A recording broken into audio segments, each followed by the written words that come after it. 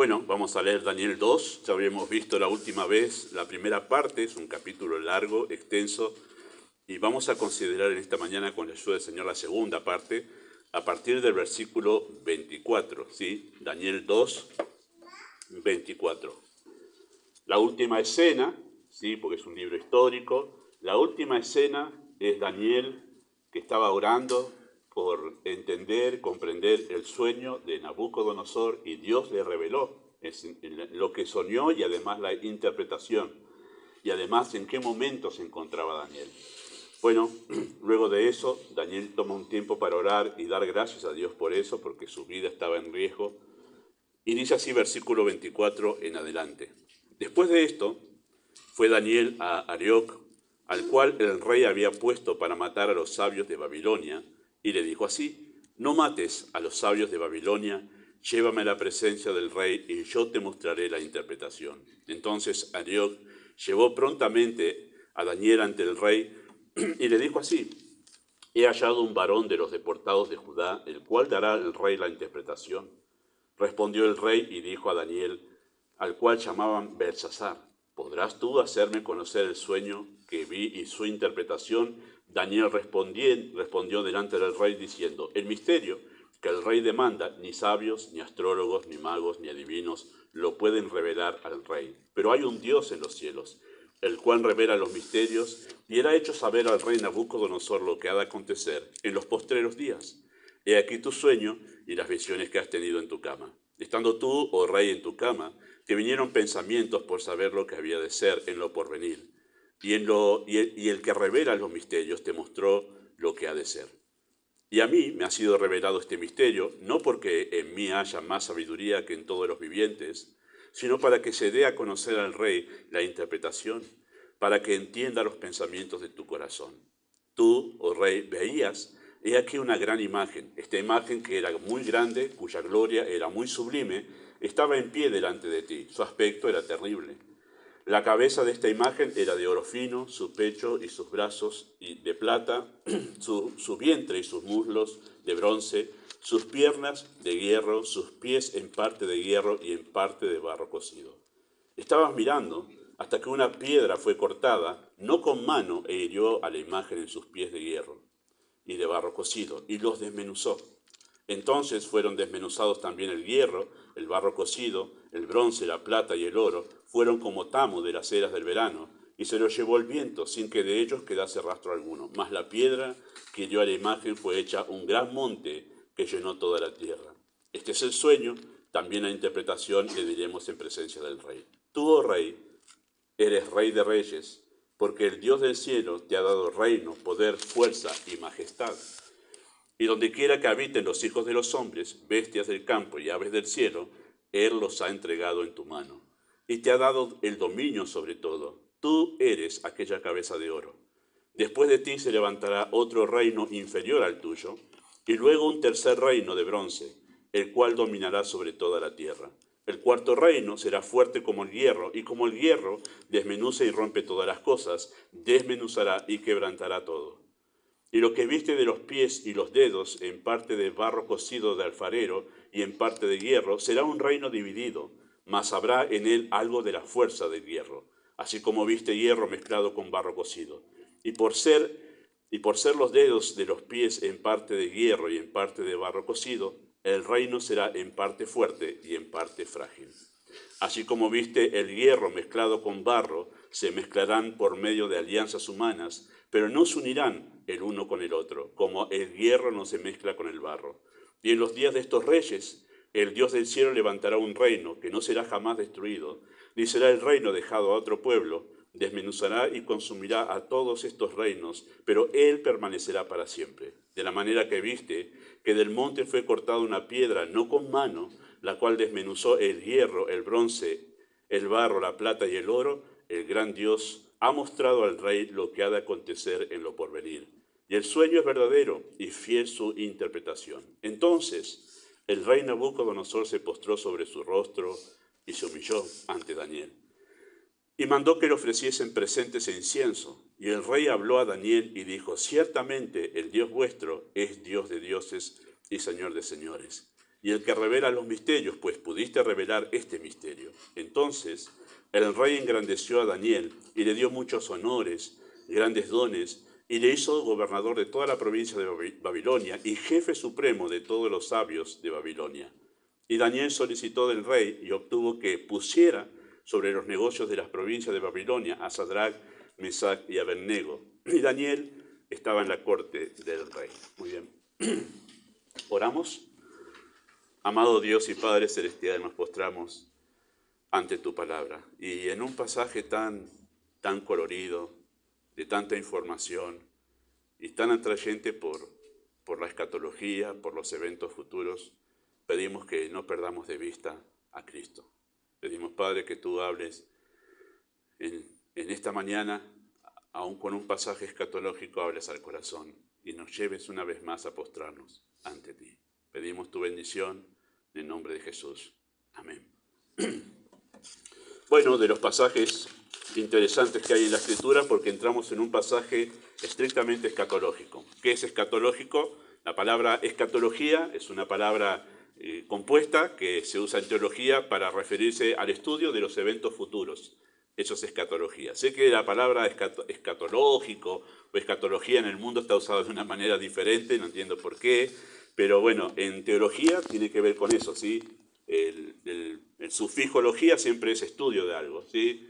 Como teología, teo es Dios, logía es estudio, el estudio acerca de Dios, y escatología, la palabra escato se refiere a los eventos del fin, o los eventos de los últimos tiempos. Y este es un pasaje escatológico, porque tiene que ver con los eventos de los últimos tiempos. Aunque se van a dar cuenta, cuando empecemos a hablar, que lo que para Daniel y Nabucodonosor en su momento era futuro, gran parte de lo que vemos para nosotros ya es pasado. Pero en ese momento, cuando fue dicho, para ellos era la gran parte de esta revelación que se dio aquí, era futuro. Hay mucho aquí, mucha tela para cortar, y he tratado de poder centrarme en lo que el pasaje apunta, ¿sí? Hay mucha cosa para hablar, pero he tratado de no ir más por las ramas, ¿sí? Todo el libro de Daniel es escatológico, así que pensé ya habrá tiempo en otro momento para poder cortar un poquito más de tela sobre todo lo que tiene que ver con la escatología. Es más, lo que vamos a ver hoy se repite en capítulo 7, pero con otra figura. Acá hay una figura de un hombre, ¿sí? Una figura de una imagen de un hombre que va de cabeza a pies, y después en capítulo 7 la misma verdad acerca de los eventos futuros se va a ver en diferentes bestias, ¿sí? Animales, está figurado así, pero ya llegaremos ahí a ese capítulo. Ahora, el pensamiento central de esta sección, versículo 24 hasta el final, ¿sí? La parte central dentro de tanta información en este capítulo está definido por la palabra revelar. Y es interesante que se empiece a usar justamente a partir de la oración de Daniel, la palabra revelar. Noten el versículo 19, entonces el secreto fue revelado a Daniel en visión de noche. Verso 22, él revela lo profundo y lo escondido.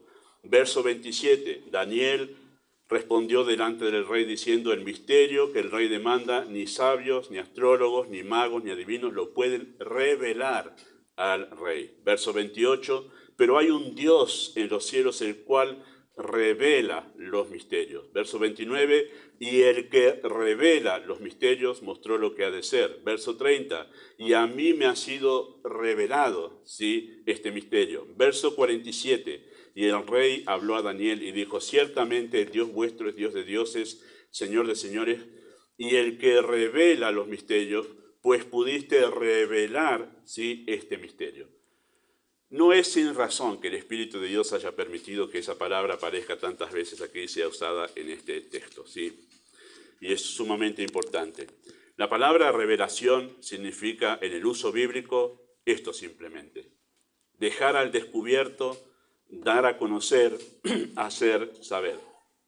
Eso es un misterio, algo que no se conocía, y la revelación es que ahora lo hacemos conocer, sencillamente eso. Así se usa la palabra revelar en la Escritura, ¿sí? Que alguien tuvo una revelación significa que Dios le contó algo que hasta ahora no se sabía. Es sencillamente eso, ¿sí? Le dio información Dios. Después, ¿cómo Dios fue revelando esa información que Él quiso contar al mundo? Bueno, es una historia de más de 1000 años, porque toda la Escritura nosotros entendemos, eso es bibliología, toda la Escritura es la revelación de Dios. Dios contándonos a nosotros los seres humanos lo que Él quiso contar de sí mismo y de sus propósitos, ¿sí? Y este libro llevó más de 1000 años en ser escrito, ¿sí? Con diferentes autores. Eso es toda una materia, y casi me iba por ahí, me iba por la rama de la revelación y dije, no, ya estamos en otro tema, pare, pastor. Muy bien, pero significa eso, dejar al descubierto. Algo que no se sabía, ahora es dado a conocer, como lo dice justamente en el verso 23. Ahí aclara Daniel, ¿sí?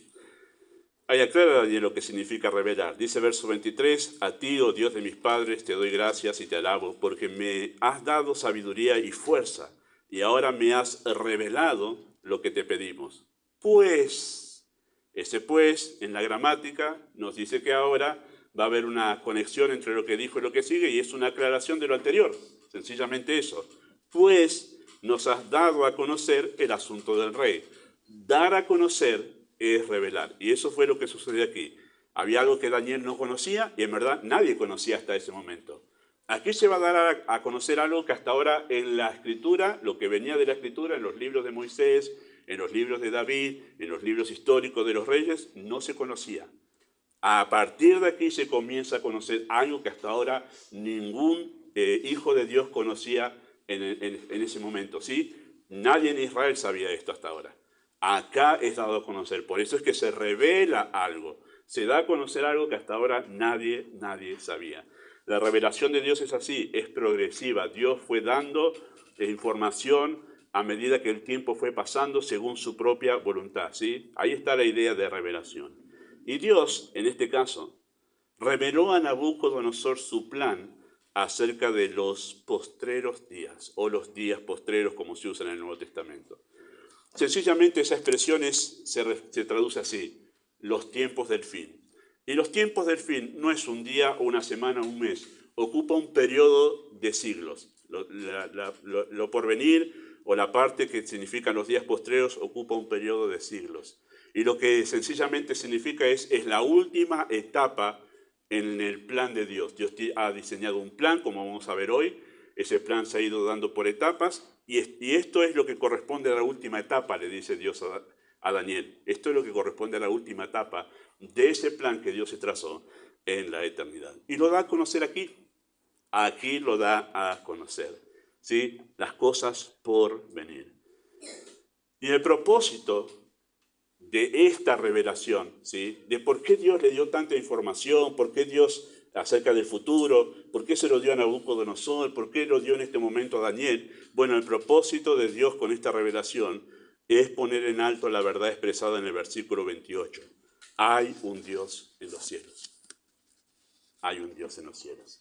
Si la escatología no te lleva a empezar a ver a Dios de una manera diferente, entonces todavía no estás entendiendo escatología bíblica. Si simplemente hay un interés de por qué sucedió un terremoto aquí, una guerra allí, como un dato curioso, pero no te lleva en realidad a ver a Dios de una manera distinta, todavía no estás entendiendo la escatología desde el punto de vista bíblico. Hay un Dios en los cielos. Ese es el punto central de este pasaje. Siempre que se habla de Dios en los cielos, esa expresión que está en el verso 28, es para señalar su soberanía en el gobierno universal sobre su creación. Salmo 115, versículo 3 dice, nuestro Dios está en los cielos y todo lo que quiso ha hecho. Esa idea de esa expresión, Dios en los cielos, hace alusión a Dios sentado en lo más alto del universo, hablando humanamente, ¿no? En su trono, gobernando sobre su creación. Él es el soberano que gobierna sobre su creación. Por eso Salmo 115 dice, nuestro Dios está en los cielos, todo lo que quiso ha hecho. Esa es la soberanía de Dios. No hay nadie que en realidad pueda impedir que se haga su voluntad, que se haga lo que Él ha determinado para con su creación. ¿Sí? Esa es la idea de esa expresión. Hace señal a la soberanía de Dios. Por eso digo que esta revelación tiene el propósito de que nosotros sepamos que hay un Dios gobernando en el universo. Y este mundo es parte de ese universo, ¿sí? En este caso, esta verdad está enfocada en Dios como el Dios como el Señor de la historia. La historia humana no escapa, queridos hermanos, al control soberano de Dios. ¿sí? La historia humana no escapa al control soberano de Dios. Nos gusta hablar de Dios, ¿verdad?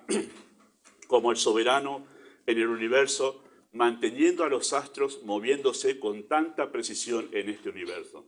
El otro día vi una animación, que ahora ayuda mucho las animaciones digitales, sobre cómo está girando nuestro sistema solar, y nosotros lo hacemos así planito siempre, como un disco que está girando, ¿no? Pero en realidad el Sol está acá, los planetas están girando en una órbita así como si fuera una espiral, y eso se está moviendo en el espacio. O sea, el Sol, nuestro sistema, a la vez que está girando todo, a la vez se está moviendo a una velocidad que nos asombra a nosotros. Nos dice cómo se mueve toda esta masa de planetas y de astros moviéndose en el espacio. A la misma vez que el Sol está girando y los planetas girando alrededor del Sol, a la misma vez están todos moviéndose en la Vía Láctea que nosotros conocemos, en nuestro barrio, porque hay otros sistemas de estrellas más alejados del nuestro que no entra en nuestra mente comprender eso. Bueno, nos gusta hablar de eso, ¿verdad? De Dios, cómo mantiene precisión en el universo. Pero nosotros entramos en conflicto cuando nosotros empezamos a hablar de Dios que tiene control sobre la historia humana, sobre cómo se ha ido desarrollando la historia humana. Nosotros vemos un caos desde acá. Esto está gobernado por Dios, esto es un caos. Sin embargo, la Biblia nos enseña que Él es Señor de la historia y Él la está llevando con una precisión tal a la historia que nos va a asombrar en el día que estemos en su presencia. Y mirá vos, qué plan perfecto que hizo nuestro Señor. Y ahí también casi se me iba el gusto por la soberanía de Dios, hablando de que de una sola sangre hizo todo el linaje de los hombres. Hechos capítulo 17. ¿Qué quiere decir de una sola sangre? De un solo código genético, de ahí en más Dios elaboró y diseñó y estableció el código genético de todas las personas que después vinieron de Adán y de Eva. Un solo código genético. Si a usted le gusta la matemática, usted va a entender mejor que yo, que no entiendo mucho matemática. Pero un solo código sirvió para establecer los demás códigos genéticos de todas las personas en la existencia del mundo hasta ahora, que son como 70.000 billones, algo así de personas se calcula que han existido en la historia humana. Bueno, todos los códigos genéticos, que no se repite uno solo, ¿no? Todos tenemos un código genético diferente. Dios de uno solo hizo después todos los demás. Asombroso.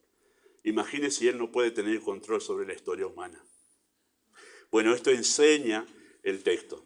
Bueno, Cristo lo expresó de una manera más simple y lo dijo: todos los cabellos de vuestra cabeza están contados. En algunos parece que se cuentan fáciles, ¿no? Pero están todos contados. Y no dijo porque eso tiene gran relevancia en sí, sino para decir la precisión de Dios en el diseño no solamente del universo, sino de cada ser humano, de cada criatura. Dios tiene control sobre la historia humana. Él es el Señor de la historia.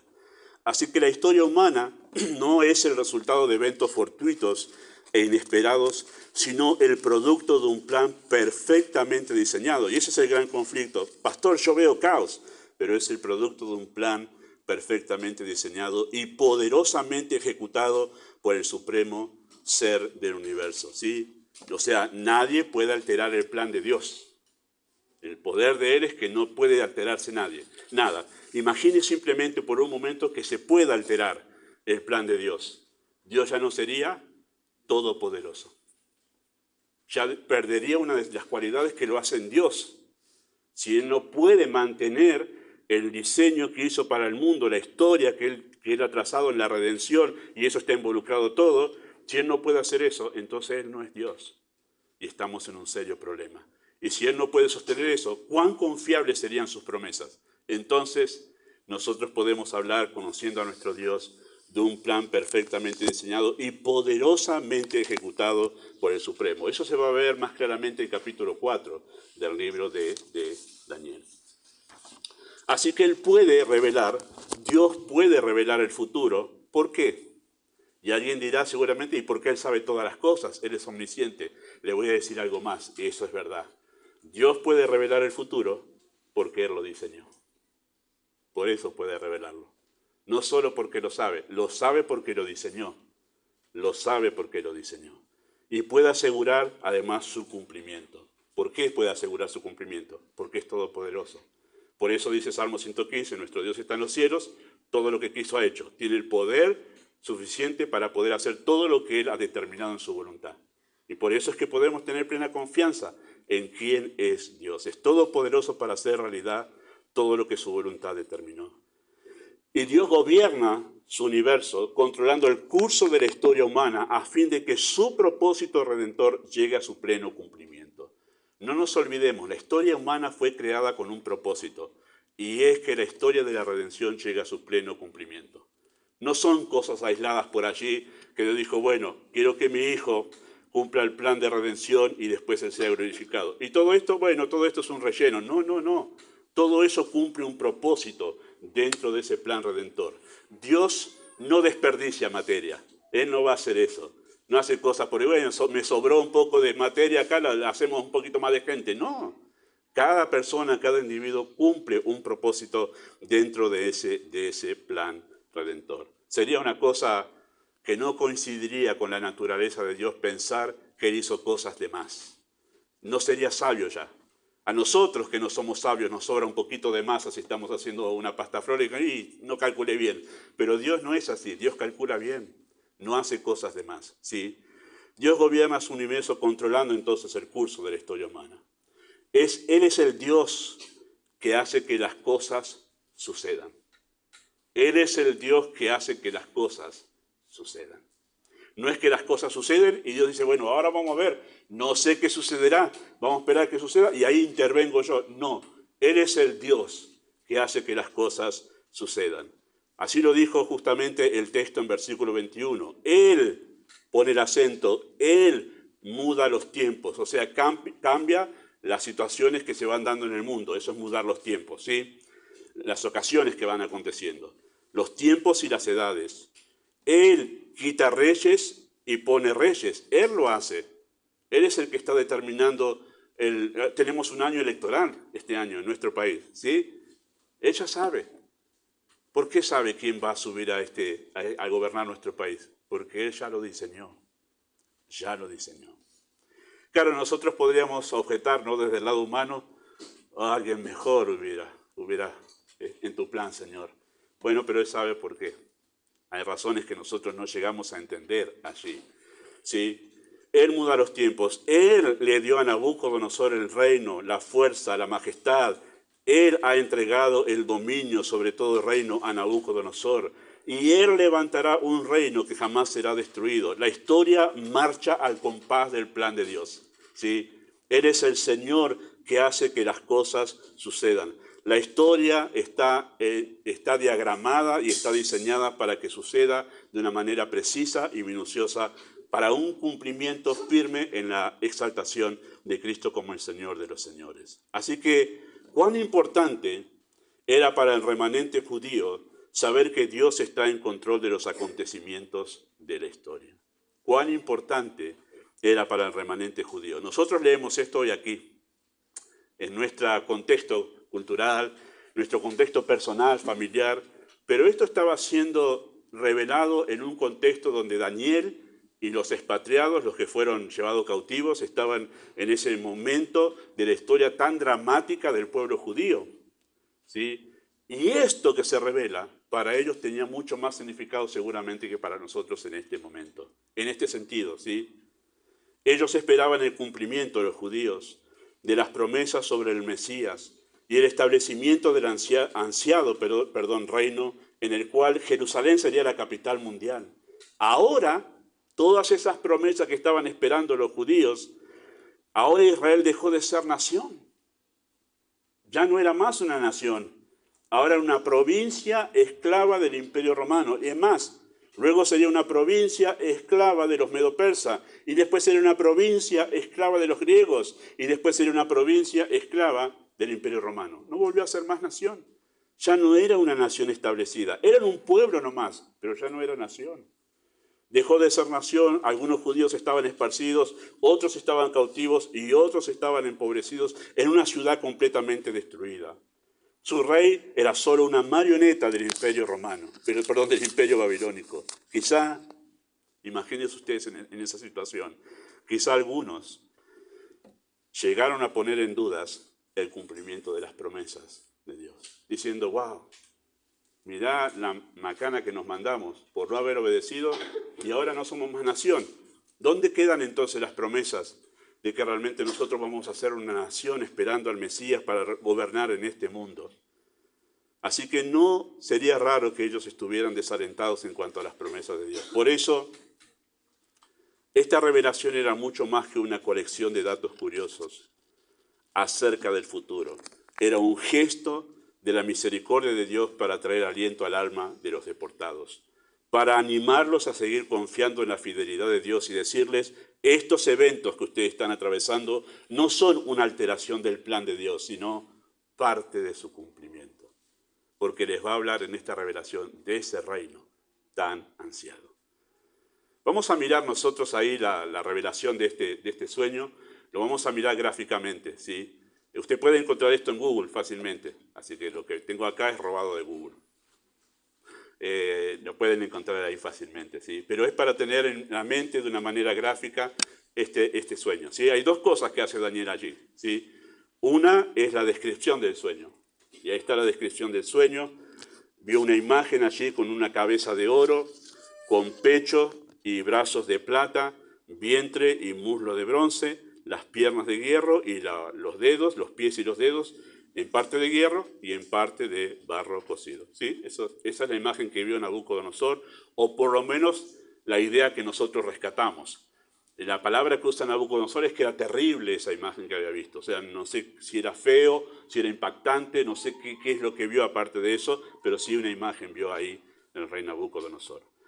Y en esa imagen también vio que una piedra cortada del monte, ¿sí? Que salió del monte esa piedra cortada no con mano, una piedra hirió a la imagen en sus pies y la desmenuzó. Eso es lo que vio en el sueño. Daniel le dice, esto es lo que vos viste, porque esa era la consigna del rey, ¿sí?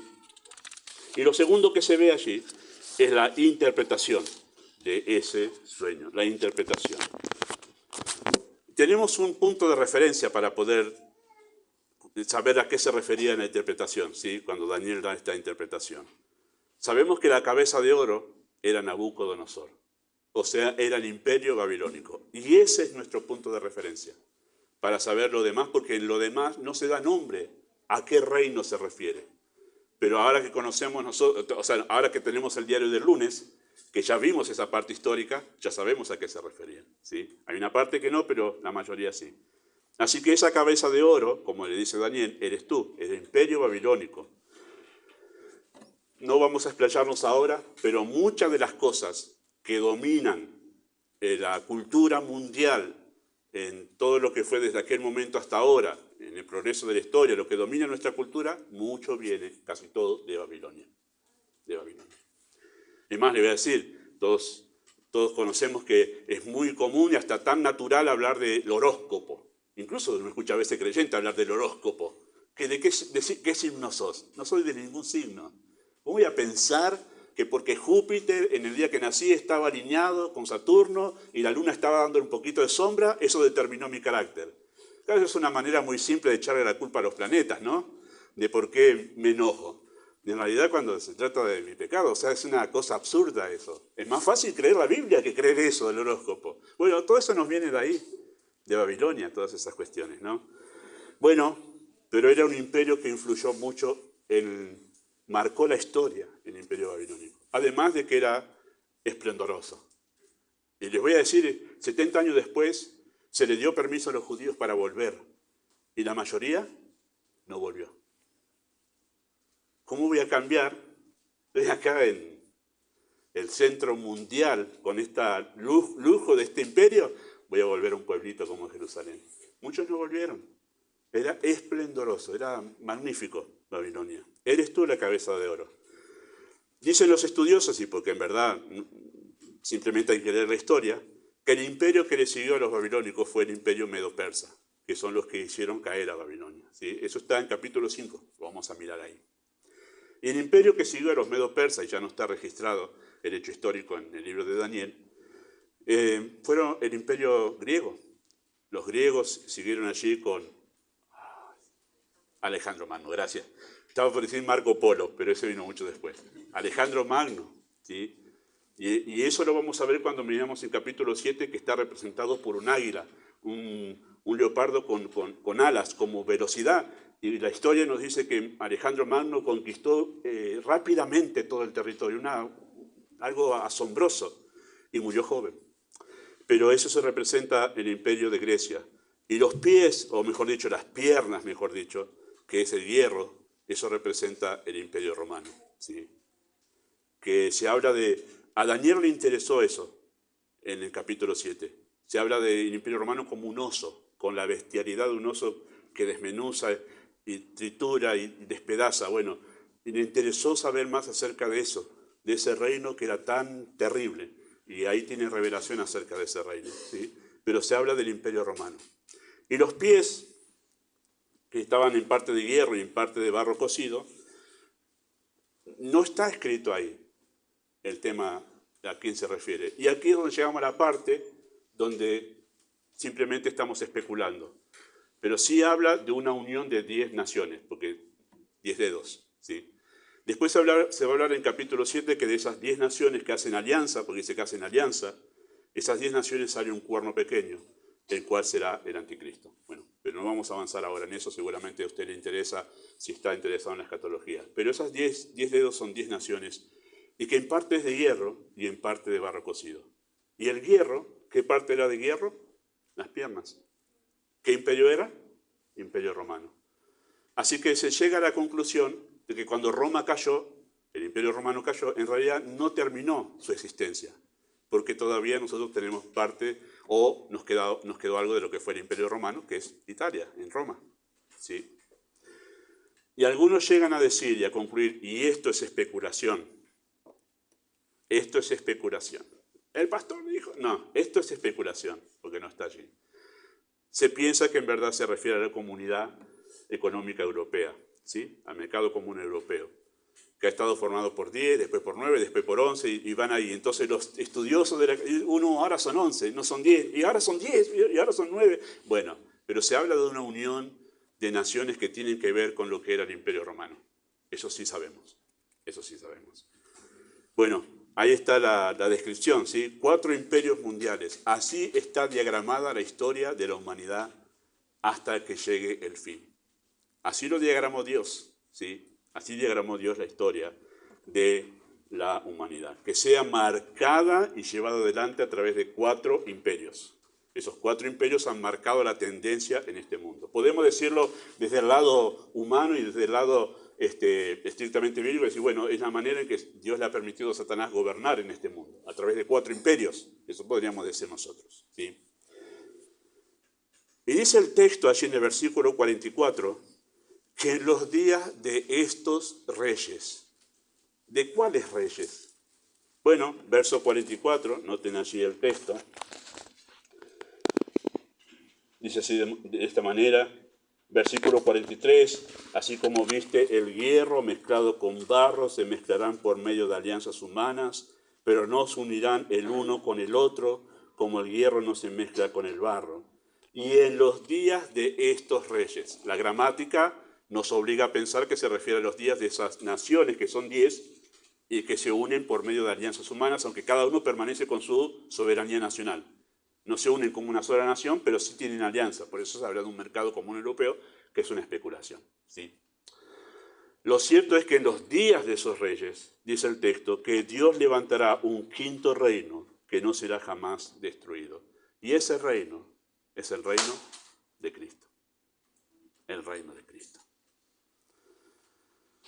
De eso vamos a hablar también más cuando lleguemos a los capítulos escatológicos, que son a partir del capítulo 7 en adelante en el libro de Daniel. Pero así se habla acerca del progreso de la historia humana. Todo apunta a la llegada del reino del Señor Jesucristo. La historia humana ha sido diseñada para glorificar a Cristo como el soberano del universo. O sea, todo esto que Dios diseñó así, todo esto responde a un diseño. No es que las cosas fueron sucediendo y Dios fue viendo cómo lo arreglaba. No, las cosas sucedieron de esta manera hasta llegar a un firme cumplimiento de exaltar a Cristo como el soberano de los reyes del universo, ¿sí? La historia humana ha sido diseñada con ese propósito. Por eso es que esto es tan importante entenderlo. Para entender dónde vivimos, entender nuestra historia, que apunta a eso, ¿sí? Él es la razón, Cristo. Él es la razón de la existencia de todas las cosas y es el centro del plan de Dios. Todo ha sido creado en Él, por Él y para Él. Eso explica la razón de este mundo. Cristo. Cristo explica la razón de por qué existen las cosas y por qué el mundo funciona como funciona. Porque Dios ha determinado un plan para llevar a su Hijo amado a ser puesto en lo más alto del universo como el Señor de los señores, ¿sí? Así que la escatología bíblica, bien entendida, debe despertar en nosotros un renovado interés en la persona de Cristo, ¿sí? Porque apunta a eso la escatología bíblica. Yo sé que cada tanto surge algún nuevo interés por los eventos escatológicos. El Señor me salvó en el año 86 y cuando apenas me convertí iba a la librería cristiana a buscar libros, quería leer. Y era asombroso que ir a la librería y encontrar un montón de libros sobre escatología, sobre cómo se relacionan las naciones árabes con Israel, la construcción, ya están construyendo el templo para que los judíos vuelvan. Un montón de literatura con todo esto, cómo será la marca del 666, y todas estas cosas. Y después se apagó ese fuego y ahora pareciera ser como que hay un renovado interés por la escatología. Siempre hay un renovado interés por la escatología, los eventos del fin. Y cuando hay eso se levantan expertos, entre comillas, en descifrar cómo será el anticristo, cómo será la marca, cuáles son las señales del fin. Pero parece, queridos hermanos, cuando pasa esto, que hay poco interés en la persona del Hijo como soberano. Es más, voy a decir, me asombra, me pone un poquito nervioso, para no decir otra palabra, pero me pone un poquito nervioso de que hablen tanto del anticristo y no de Cristo. Tan interesado estás en cómo... A mí me interesa Cristo en la escatología. No, estoy interesado. Guarda que ahora hicieron el chip, que te lo van a... Y esa es la marca, guarda. A mí me interesa Cristo. Cómo Él marca mi corazón con su palabra.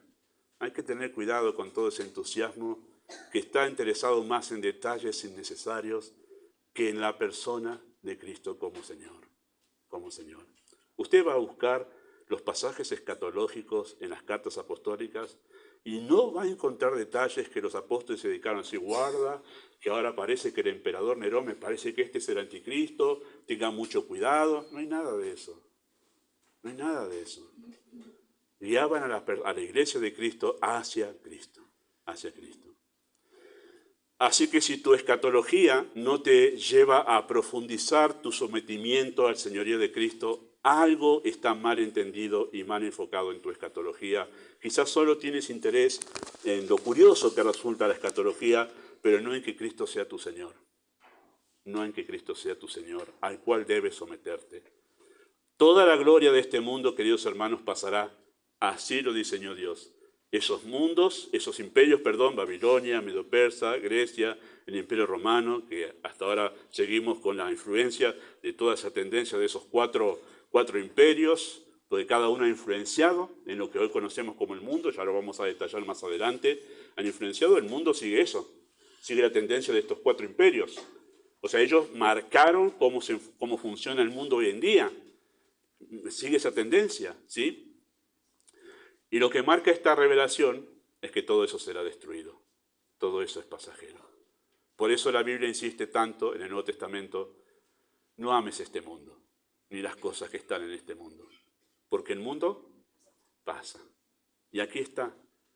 Y pasa al punto que viene el reino de Cristo y desmenuza todo esto. No quedará nada, absolutamente nada. Toda la gloria de este mundo pasará, cumplirá su propósito, porque no fue diseñado para que pongamos en él nuestra esperanza. Y el Evangelio no nos promete un mejoramiento de este mundo, sino nos llama a un reino mucho mejor, eterno en los cielos. Así que no te preocupes tanto. Ay, ¿quién subirá? ¿Hará que baje el dólar en realidad? ¿Hará que la inflación no crezca tanto? No te hagas tanto problema por eso. No te hagas tanto problema. Porque los que tienen un poquito más de años que yo, ya saben que esto que estamos viviendo ya lo vivimos tantas veces. La economía ha sido así siempre. Nunca estuvo, siempre estuvo así, hermanos. No se haga problema. Ponga su vista en el reino de los cielos, porque así está el plan de Dios diseñado. La escatología bíblica nos coloca en mejor posición ante los eventos de este mundo, porque podemos tener esperanza en medio de un mundo de desesperanza. Y así caminaron los patriarcas. Hebreos capítulo 11 nos dice esto. Ellos caminaron en un mundo impío, dando testimonio de que ellos esperaban una patria mejor, eterna en los cielos. Y iban contándole a los cananitas, este mundo es pasajero, tenemos la esperanza en un mundo mejor, que es el reino de los cielos, es eterno, el cual permanecerá. Sí, nos coloca así que hay mejor posición, por eso el creyente puede tener esperanza en medio de una situación crítica en el país. ¿Por qué puedes estar tranquilo vos y no te quejás, no te desesperás como todos los demás? Porque en realidad mi esperanza no está en ningún político, ni en ningún sistema político, ni en ningún sistema económico, sino en Cristo, en el reino de los cielos. Esto pasará. Nuestra confianza se basa no en las circunstancias, sino en que hay un Dios en los cielos. En el libro de los Salmos Dios dice, tiembla el mundo y sus columnas, pero yo la sostengo. No hay problema, yo sigo gobernando, yo sigo estando sentado en lo más alto de este universo. No te preocupes, nada ha salido de control. Si algo sale del control, yo ya no soy Dios. Así que nada ha salido del control de ese Dios soberano. Y para eso aparece esta revelación aquí, para darle confianza a esos judíos que habían vivido una catástrofe en su pueblo. Y dice, ahora, ¿dónde quedan las promesas? ¿Qué es de nuestro Dios? Yo sigo sentado en lo más alto del universo, sigo siendo soberano. Nada ha salido de su curso. Yo sigo manteniendo en curso la historia para llegar al firme cumplimiento de poner a mi Hijo como el Rey de Reyes y Señor de Señores. Y este mensaje llegó a Nabucodonosor no cuando el mundo estaba en su peor momento, sino cuando el mundo estaba en su mayor esplendor y gloria. Así que no te engañe la gloria de este mundo, porque es pasajera, solo durará un instante. Mira a Cristo y ríndete a su señorío. Y ese fue el mensaje evangelístico para Nabucodonosor. Porque él estaría, wow, y eso pasa después en capítulo 4. ¿No es esta la gran Babilonia que yo construí? Sus ojos puestos en este mundo. Y yo dejé la última parte de este capítulo para la semana que viene porque quiero unirla con el capítulo 3. Porque han notado que Nabucodonosor se humilló ante Daniel, pero eso fue una falsa humillación. Y no dije, no, eso es para unirlo con el capítulo 3, porque eso va ligado ahí. ¿Cómo vemos a alguien que puede rendirse ante los datos escatológicos sin rendirse a Cristo?